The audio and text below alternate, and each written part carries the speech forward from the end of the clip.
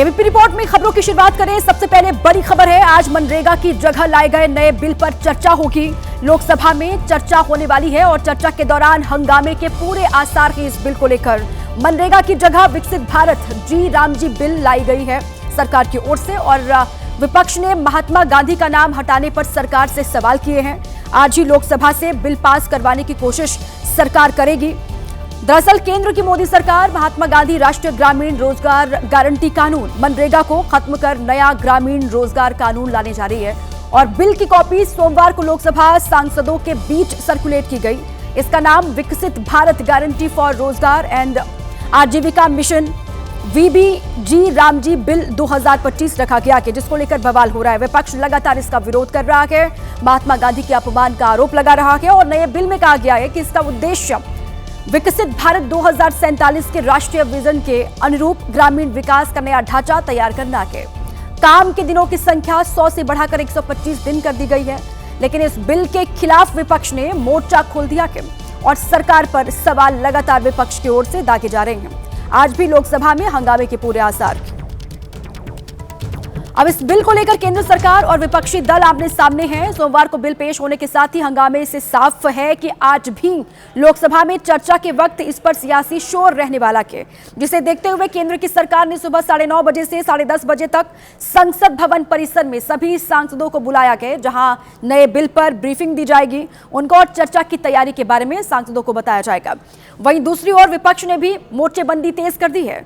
सबसे पहले सुबह कांग्रेस अध्यक्ष प्रेस कॉन्फ्रेंस करके सरकार को घेरेंगे और फिर इसके बाद सुबह करीब 10 बजे के आसपास संसद भवन परिसर में विपक्ष की भी बैठक होने वाली है। इंडिया गठबंधन के फ्लोर लीडर्स की इस बैठक में आगे की रणनीति पर चर्चा होगी। साथ ही साथ कांग्रेस ने संसद के अलावा सड़क पर उतरकर प्रदर्शन करने की भी तैयारी कर रखी है। आज देश भर में मनरेगा का नाम बदलने के खिलाफ कांग्रेस के कार्यकर्ता जिला मुख्यालयों पर धरना देंगे, विरोध दर्ज कराएंगे। तो सत्ता पक्ष इस बिल की खूबियों को बताएगा किस तरीके से ग्रामीण रोजगार मिलेगा और दूसरी ओर विपक्ष इसको लेकर हमलावर है, सरकार पर सवाल उठा रहा है। कहा यह जा रहा है कि महात्मा गांधी का नाम क्यों हटा दिया गया।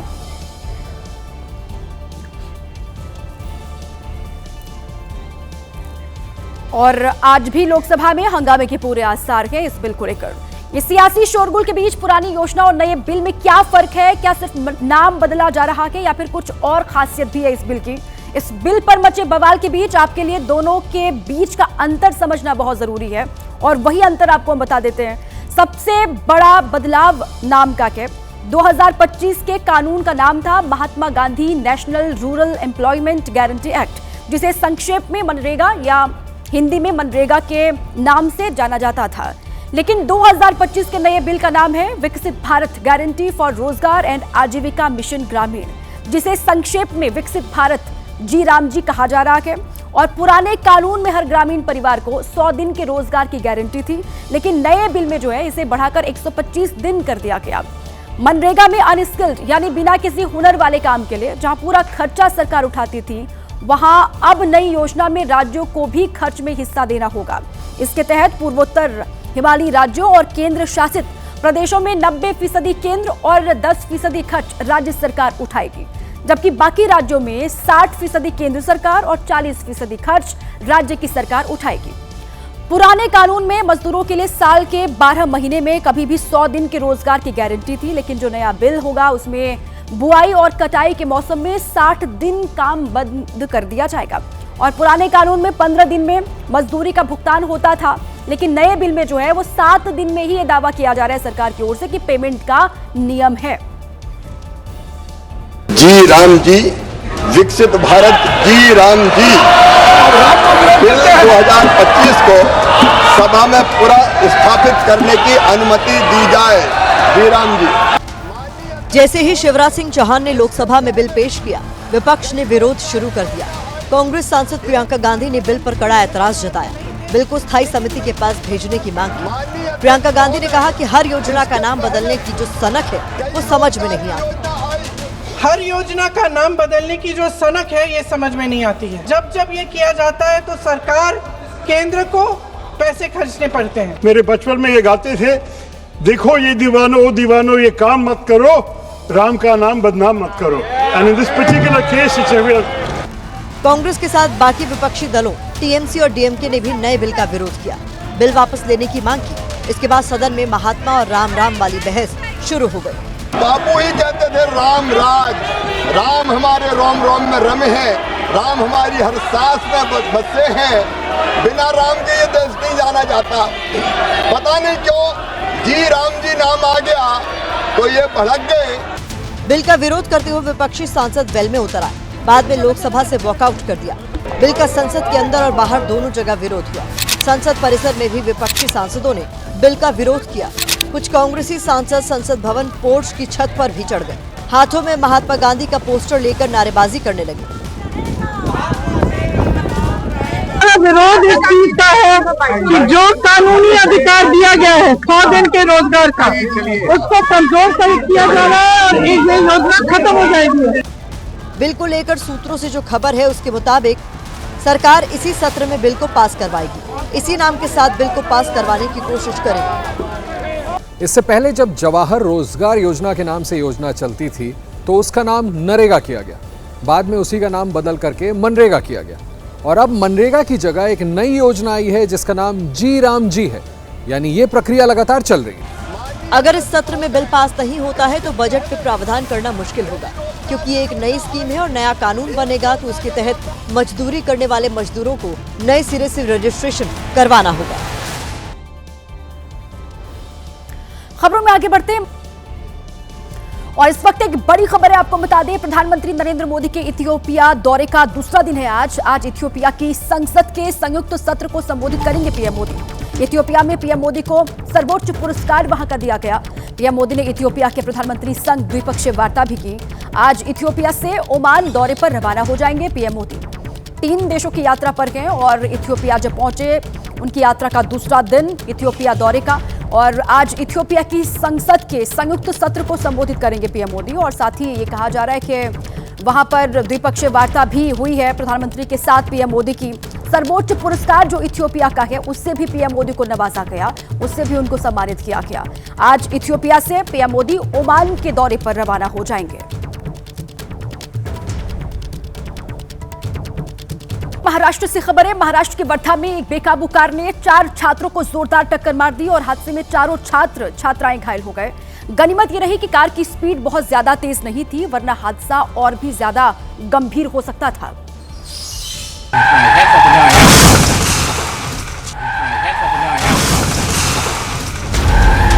कार आई और छात्रों को रौंदती चली गई, जिनमें से 3 पैदल थे और एक साइकिल से जा रही थी। तभी अचानक कार आ गई। सीसीटीवी में दिखा कि कार के नीचे पहले से ही एक साइकिल फंसी थी। उसी की चपेट में छात्र छात्राएं आ गए। गनीमत रही कि कार की चपेट में आने से कोई गंभीर तौर पर घायल नहीं हुआ। लोग तुरंत मदद के लिए भागे। कार ड्राइवर की गलती से ये हादसा हुआ, लेकिन जिस तरह छात्र छात्राएं रोड पर चल रहे थे वो भी सही नहीं है, क्योंकि सड़क गाड़ियों के चलने के लिए बनी है और फुटपाथ पैदल चलने वालों के लिए। ऐसे में नियमों का ध्यान रखें और सुरक्षित रहें। दिल्ली ट्रैफिक पुलिस का एक जवान एक टैक्सी ड्राइवर को उसकी गाड़ी के अंदर ही बेरहमी से पीटता हुआ दिखाई दिया। ट्रैफिक पुलिसकर्मी की गुंडागर्दी का ये वीडियो सोशल मीडिया पर तेजी से वायरल हो रहा है।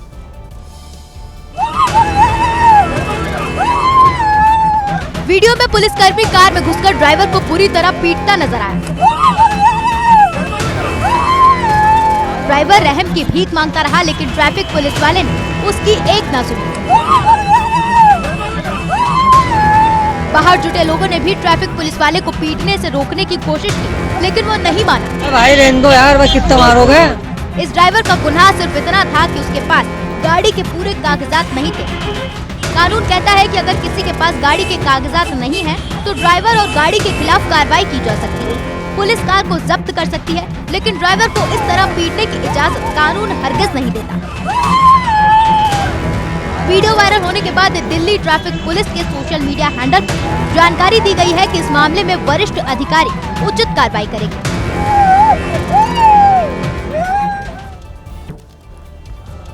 खबरों में आगे बढ़ते हैं। बाघ को सामने देखकर कोई भी सहम जाता है, लेकिन यूपी के बिजनौर से एक ऐसा वीडियो सामने आया है जिसमें बाघ ही डरा हुआ दिखाई दे रहा है। बाघ ऐसे घबराया मानो पानी के अंदर से उसकी मौत निकल आई।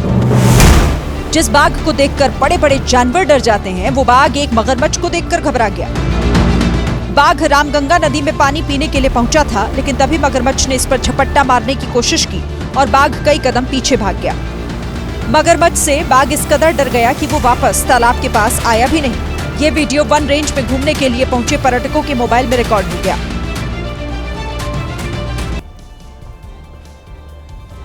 वाराणसी के कई मठ मंदिरों में प्रशासन के खिलाफ नाराजगी है। इसके पीछे प्राधिकरण का वो नोटिस है जिसमें मठ मंदिरों को कुर्क करने की चेतावनी दी गई है।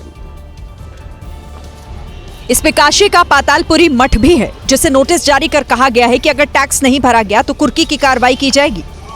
यह तो औरंगजेब ने भी ऐसा जजिया कर लगाया था, उस प्रकार से आज जो सरकार लगा रही है, हम अमरण अनशन करेंगे, आत्मदाह तक करेंगे। नोटिस से संत इस कदर भड़के हैं कि आत्मदाह की चेतावनी तक दे रहे हैं। एक महात्मा को अभी ढिलवरिया में प्राधिकरण ने तोड़ने का नोटिस दे दिया है। जैसे तैसे महात्मा ने भीख मांग करके आश्रम बनाया, उसको तोड़ने के लिए नोटिस 2 बार आ चुका है। इन साधु संतों को तकलीफ इस बात की है कि जिसे ये अपना समझते हैं वही इनके लिए कुछ नहीं कर रहा है। कहने को सिर्फ सरकार हमारी है, लेकिन रायत के नाम पे कुछ भी नहीं है। इन साधु संतों की सीधी मांग है कि मठ मंदिरों को हर तरह के टैक्स से मुक्त किया जाए। अपना एक छोटा सा काम करवाने के लिए लोग सरकारी दफ्तरों के चक्कर काटते रहते हैं। यूपी के संभल में भी एक परिवार का यही हाल रहा, लेकिन अब उसने अपने परिवार की बच्चियों को आगे किया और प्रशासन तक समस्या पहुंचाई है। जब एप्लीकेशन और मिन्नतों के बाद भी छत के ऊपर से बिजली का तार नहीं हटा, तो इन 2 छोटी छोटी बच्चियों ने डीएम के नाम संदेश जारी कर दिया। हेलो डीएम सर संभल, हमारे ये तार हटवा दो, इसकी वजह से हमें बहुत परेशानी होती है। कई साल पहले ही इस हाई टेंशन लाइन से बिजली सप्लाई काटी जा चुकी है, लेकिन विभाग इन तारों को हटाना भूल गया। इसकी वजह से ही हम अपना घर ऊपर नहीं बना पा रही हैं। ये लाइन पिछले 15 सालों से बंद है। समस्या सिर्फ एक परिवार की नहीं, बल्कि इसी तरह कई और परिवार भी हैं। लेकिन इन बच्चियों के पिता ने जो आइडिया अपनाया वो चर्चा में है। Please DM doctor Rajendra Peshiya ji, हमारा ये तार हटवाने की कृपा करें। इन दोनों बच्चियों की मासूमियत को देखकर कोई भी पिघल जाए। अब देखना है कि प्रशासन पर इसका कितना फर्क पड़ता है। बड़ी खबर आपको बता दें, नए बीजेपी कार्यकारी अध्यक्ष पर सूत्रों के हवाले से बहुत बड़ी खबर सामने आई है। नितिन नवीन ही होंगे बीजेपी के अगले राष्ट्रीय अध्यक्ष। सूत्रों के हवाले से बड़ी खबर है। मकर संक्रांति के बाद कहा यह जा रहा है कि शुरू होगी नए अध्यक्ष के चुनाव की प्रक्रिया और नितिन नवीन ही राष्ट्रीय अध्यक्ष हो सकते हैं बीजेपी के। सूत्रों के हवाले से बड़ी खबर है। दिल्ली में बीजेपी राष्ट्रीय परिषद की बैठक हो सकती है। बैठक में नितिन नवीन के नाम पर अंतिम मुहर लगेगी। सूत्र ये बड़ी जानकारी दे रहे हैं। मकर संक्रांति के बाद चुनाव प्रक्रिया शुरू होगी। राष्ट्रीय परिषद की बैठक में मुहर लगेगी नितिन नवीन के नाम पर। यूपी से खबर है। यूपी के बस्ती में भीषण सड़क हादसा हो गया है। इस हादसे में 4 लोगों की मौत हो गई है, जबकि 10 से ज्यादा लोग घायल बताए जा रहे हैं, जिन्हें इलाज के लिए अस्पताल में भर्ती करवा दिया गया है। ये हादसा तब हुआ जब अजमेर शरीफ जा रही बस की ट्रक से आमने सामने टक्कर हो गई। हादसे के बाद सामने आई तस्वीरों से साफ पता चल रहा है कि हादसा कितना भयानक था। बस और ट्रक का अगला हिस्सा पूरी तरह चकनाचूर हो गया था। सभी का इलाज घायलों का जिला अस्पताल में हो रहा है। रेस्क्यू ऑपरेशन यहाँ पे लगभग कंप्लीट हो गया है। ट्रैफिक को भी यहाँ पे दोबारा से सही से चालू कराया जा रहा है। बस और ट्रक को अलग करने के लिए क्रेन की मदद लेनी पड़ी। वहीं अस्पताल में भर्ती कई घायलों की हालत नाजुक बनी हुई है। उन्नाव से अगली खबर है। उन्नाव में एक लग्जरी कार हादसे का शिकार हो गई है, जिसमें 4 लोगों की दर्दनाक मौत हो गई और ये हादसा लखनऊ आगरा एक्सप्रेसवे पर हुआ। सभी मृतक गाजियाबाद के रहने वाले बताए जा रहे हैं। बताया गया कि यह हादसा तब हुआ जब कार चला रहे शख्स को झपकी आ गई, जिसके बाद कार बेकाबू हो गई। पहले एक गाड़ी से टकराई और फिर डिवाइडर से जा भिड़ी। हादसा इतना भीषण था कि कार के परखच्चे उड़ गए। हादसे में घायल 4 लोगों को अस्पताल पहुंचाया गया, लेकिन उन्हें बचाया नहीं जा सका। हादसे की जानकारी के बाद OP Rajbhar Unnao postmortem house पहुंचे। वहां पर उन्होंने मृतकों के परिवार से मुलाकात की और उन्हें ढांढस बंधाया। इसी बीच मध्य प्रदेश सरकार में मंत्री गौतम टेटवाल की मुफ्तखोरी का एक वीडियो जमकर वायरल हो रहा है। दरअसल मंत्री गौतम टेटवाल एमपी के राजगढ़ में हाट बाजार का निरीक्षण करने के लिए पहुंचे, लेकिन यहां उन्होंने जो हरकत की वो वायरल हो गई। हाट बाजार के निरीक्षण के दौरान मंत्री गौतम टेटवाल ने एक मूली उठाई और खाने लगे। मूली खाते खाते मंत्री गौतम टेटवाल एक कार्यकर्ता को पीछे करते हुए आगे बढ़े और फिर एक दुकान से 2 अमरूद उठाए और दोनों हाथों में अमरूद लेकर खाने लगे। मंत्री जी को मुफ्त के अमरूद खाता देख उनके साथ चल रहे कार्यकर्ता भी हंसने लगे। हालांकि मंत्री गौतम टेटवाल मुस्कुराते हुए बेपरवाह अंदाज में चलते रहे। हद तो तब हो गई जब एक दुकान पर कच्ची हल्दी देखकर मंत्री गौतम टेटवाल रुके और चलते चलते दुकानदार से कहा कि 1 किलो हल्दी कार्यालय भिजवा देना। मंत्री गौतम टेटवाल का ये बेबाक अंदाज अब चर्चा का विषय बना हुआ है। लोग इस पर अलग अलग रिएक्शन दे रहे हैं। इसी बीच छत्तीसगढ़ से एक बड़ी खबर है। छत्तीसगढ़ में सफल हो रहा है नक्सल विरोधी अभियान। आज बीजापुर पुलिस के सामने सरेंडर करेंगे 34 नक्सली। आत्मसमर्पण करने वाले नक्सलियों पर है 84 लाख रुपए का इनाम और सरेंडर करने वाले नक्सलियों में 7 महिला और 27 पुरुष बताए जा रहे हैं। छत्तीसगढ़ से बड़ी खबर है, नक्सल विरोधी जो ऑपरेशन चल रहा है वो सफल होता हुआ दिखाई दे रहा है। आज बीजापुर से खबर है कि बीजापुर पुलिस के सामने 34 नक्सली जो है वो समर्पण करेंगे, आत्मसमर्पण करेंगे, सरेंडर करेंगे और 84 लाख का इनाम इन नक्सलियों पर घोषित है। और ये कहा जा रहा है कि 7 महिलाएं इसमें हैं और 27 पुरुष हैं इन नक्सलियों में जो सरेंडर आज करेंगे। 1 करोड़ का इंश्योरेंस लेने के लिए एक व्यक्ति ने ऐसी साजिश रची जिसके बारे में पुलिस ने खुलासा किया तो सब हैरान रह गए। खुद की मौत का नाटक करने वाला व्यक्ति प्राइवेट फाइनेंस कंपनी में काम करता था। लातूर के वानवाड़ा शिवरा में ये कार जली हुई हालत में मिली थी। इसमें ड्राइविंग सीट पर बैठा व्यक्ति भी जलकर राख हो गया था। पुलिस को गाड़ी में कुछ ऐसी चीजें मिली जिसके आधार पर गाड़ी मालिक गणेश चौहान की पहचान हुई, लेकिन कॉल डिटेल से पुलिस ने 24 घंटे के अंदर पता कर लिया कि कार मालिक गणेश चौहान जिंदा है। पुलिस के सामने सबसे बड़ा सवाल ये था कि जब गणेश जिंदा है तो कार में जलकर मरने वाला कौन था। जांच करने पर इस बुजुर्ग के बारे में पता चला। बुजुर्ग का नाम गोविंद यादव था। जब गणेश अपनी कार से तुलजापुर टी पॉइंट से गुजर रहा था तो इस बुजुर्ग ने उससे लिफ्ट मांगी थी। गणेश ने लिफ्ट दी और सुनसान इलाके में हत्या कर शव को बोरी में भर दिया। मौका देखकर शव को ड्राइविंग सीट पर रखकर कार में आग लगा दी। उसने ऐसा इसलिए किया क्योंकि फ्लैट की EMI नहीं दे पा रहा था, इसीलिए इंश्योरेंस का 1 करोड़ पाने के लिए खुद की मौत का नाटक रचा था।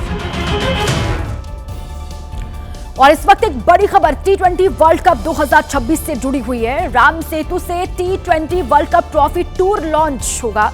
पैरामोटर ब्रिज के ऊपर घुमाई गई ट्रॉफी, ये बड़ी खबर है। राम सेतु से T20 world cup trophy tour launch. Paramotor से ब्रिज के ऊपर घुमाई गई ट्रॉफी 7 फरवरी से, ये आप जानते हैं कि 7 फरवरी से T20 वर्ल्ड कप टूर्नामेंट की शुरुआत होने वाली है और टूर्नामेंट में 20 टीमें हिस्सा लेंगी। भारत श्रीलंका में 55 मुकाबले होंगे। ICC अध्यक्ष जय शाह ने सोशल मीडिया पर पोस्ट करके ये जानकारी साझा की है। IPL 2026 के लिए मिनी ऑक्शन मंगलवार को अबू धाबी में हुआ और इसमें 156 खिलाड़ियों ने हिस्सा लिया, उनकी बोली लगी। 10 टीमों ने 215 करोड़ 45 लाख रुपए खर्च कर 77 खिलाड़ी खरीदे। इनमें 29 विदेशी और 48 जो खिलाड़ी थे वो भारतीय शामिल रखे। ऑस्ट्रेलिया के ऑलराउंडर कैमरन ग्रीन IPL इतिहास के सबसे महंगे विदेशी खिलाड़ी बने हैं इस बार। उन्हें कोलकाता नाइट राइडर्स ने 25 करोड़ 20 लाख रुपए में खरीदा है। वहीं दूसरे नंबर पर भी विदेशी खिलाड़ी रहे। श्रीलंका के मथीशा पथिराना को भी 18 करोड़ में कोलकाता ने खरीदा के, जबकि तीसरे और चौथे नंबर पर 2 अनकैप्ड खिलाड़ियों ने जगह बनाई है। दोनों ने 14.25 करोड़ की बोली जीतकर बड़ा मैदान मार लिया। और 20 साल के प्रशांत वीर उत्तर प्रदेश के अमेठी जिले के संग्रामपुर गांव के रहने वाले लेफ्ट आर्म स्पिनर ऑलराउंडर लो ऑर्डर में धाकड़ बल्लेबाजी करते हैं, जबकि 19 साल के कार्तिक शर्मा राजस्थान के विकेटकीपर बैटर है। चेन्नई ने इन पर लॉन्ग टर्म इन्वेस्टमेंट किया है और कोलकाता ने बांग्लादेश के मुस्तफिजुर को 8 करोड़ 20 लाख में खरीदा के। वहीं जम्मू कश्मीर के आकिब पर दिल्ली ने दाव लगाया, 8 करोड़ 40 लाख में उन्हें खरीदा गया के। और उधर राजस्थान रॉयल्स ने रवि बिश्नोई पर भरोसा दिखाया, उन्हें 7 करोड़ 20 लाख रुपए में खरीदा। रवि बिश्नोई पहली मर्तबा राजस्थान के लिए IPL के मैदान में उतरेंगे इस बार। अबू धाबी में IPL के ऑक्शन में ऑस्ट्रेलिया के ऑलराउंडर कैमरून ग्रीन ने गर्दा ही उड़ा दिया, तो वहीं IPL इतिहास के तीसरे सबसे महंगे और सबसे महंगे विदेशी खिलाड़ी बन गए। लेकिन इसमें भी एक ट्विस्ट है, क्या है आपको बताते हैं। कोलकाता नाइट राइडर्स ने ग्रीन को 25 करोड़ 20 लाख में साइन किया, लेकिन बीसीसीआई के नए नियमों के हिसाब से ग्रीन को केवल 18 करोड़ रुपए ही मिलेंगे, क्योंकि नया जो नियम है वो ये कहता है कि किसी भी विदेशी खिलाड़ी को 18 करोड़ से ज्यादा रकम नहीं मिल सकती। बाकी के 7 करोड़ 20 लाख रुपए बीसीसीआई वेलफेयर फंड में सीधे चले जाएंगे। कैमरून ग्रीन के अलावा केकेआर ने श्रीलंका के मथिशा पथिराना को 18 करोड़ में खरीदा के। कैमरून ग्रीन और पथिराना के बाद बात भारत के सरप्राइज पैकेज की। भारत के 3 घरेलू क्रिकेटर्स पर आईपीएल ऑक्शन में पैसों की बरसात हुई है। उत्तर प्रदेश के प्रशांत वीर को चेन्नई सुपर किंग्स यानी सीएसके ने 14 करोड़ 20 लाख रुपए देकर अपनी टीम में शामिल किया और 20 साल के प्रशांत वीर ने यूपी टी20 लीग में 3 अर्धशतक मारे थे और यहीं से वो सबकी निगाह में आ गए थे। राजस्थान के बड़े हिटर कार्तिक शर्मा को भी चेन्नई सुपर किंग्स ने 14 करोड़ 20 लाख में साइन किया गया और 19 साल के कार्तिक 12 टी20 में अब तक 28 छक्के मार चुके हैं। प्रशांत और कार्तिक दोनों का बेस प्राइस जो है वो 30 लाख रुपए था। उधर जम्मू कश्मीर की बात करें, यहाँ के पेसर आकिब नबी पर दिल्ली कैपिटल्स ने 8 करोड़ 40 लाख रुपए देकर बड़ा दाव खेला गया। रणजी ट्रॉफी के 12 मैच में 68 विकेट ले चुके हैं आकिब, उन पर भी ये दाव दिल्ली कैपिटल्स की ओर से चला गया है। तो आईपीएल सीजन 19 के मिनी ऑक्शन में बारामूला के तेज गेंदबाज आकिब नबी डार को दिल्ली कैपिटल्स ने 8 करोड़ 40 लाख रुपए में खरीदा। इसके साथ ही डार सबसे महंगे भारतीय खिलाड़ियों में शामिल हो गए हैं। जिसके बाद बारामूला में जमकर आतिशबाजी की गई। उनके परिजनों और रिश्तेदारों ने खूब पटाखे छोड़े, घर में मिठाइयां बांटी गई और बधाई देने के लिए आकिब नबी डार के घर पर लोगों का तांता लग गया। ठंड के इस मौसम में बड़ी संख्या में लोग डार के घर चाय की चुस्कियां लेते दिखे। क्या ही बता सकते, खुशी का इजहार ही नहीं कर सकते। इतने सारे जो आए, मतलब दूर दूर से लड़के आए। 6 फीट 2 इंच लंबे 29 साल के ये बॉलर डोमेस्टिक में स्टार परफॉर्मर रहा है और उसी का इनाम अब मिला है। उम्मीद तो थी मुझे क्योंकि इसे बहुत मेहनत की है, फिर भी अल्लाह का जितना भी हो सका बहुत अल्लाह का शुक्र है। मुस्लिम लड़की के चेहरे से हिजाब हटाने पर नीतीश कुमार घिर गए हैं। एक तरफ जहां मुस्लिम संगठनों ने इसे शर्मनाक बताया, तो वहीं कुछ लोगों का कहना है कि वो लड़की को बेटी की तरह दुलार कर रहे थे।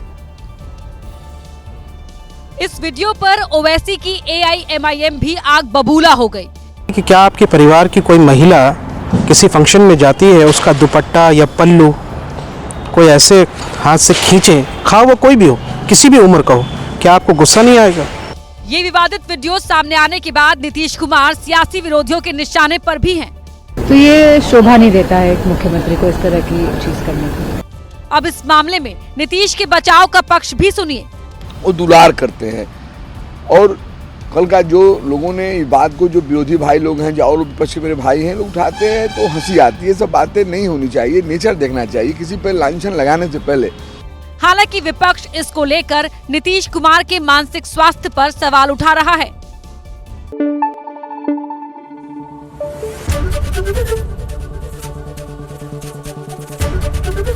ABP न्यूज़ आपको रखे आगे।